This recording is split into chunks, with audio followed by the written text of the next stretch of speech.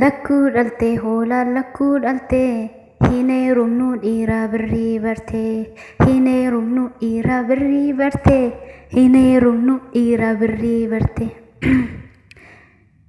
Warri biyyaa hin beeku bareechanii waanan godheef maqaa koo miidiyaarra ol ba'anii balleessanii. Ani sin shakka ati duriyyee biyya Arabaatii galte sanii kanaaf mana bunaa fi jumaa teessanii maqaa koo nyaattanii.